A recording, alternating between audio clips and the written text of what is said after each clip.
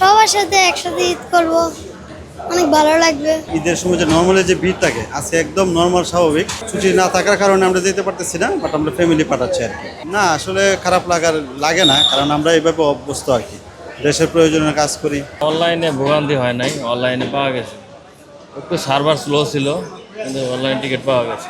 এবছর আপনার আসলে গার্মেন্টস যেগুলা সেক্টর আছে এগুলা একটু 18 তারিখে ছুটি হবে, আর আদার যেগুলা আছে এগুলা আপনার আগে যাত্রী চলে যাচ্ছে বাড়িতে, সেজন্য একটু ভিড় কম। বরাবর যা ভাড়া তাই, এমনিতে সব কিছু ঠিক আছে, শুধু টিকিট কাটার যে বিষয়টা এমনিতে বিশেষ করে ঈদের সময় এই জিনিসটা বেশি হয়, নর্মাল এমনিতে কোনো সমস্যা হয় না।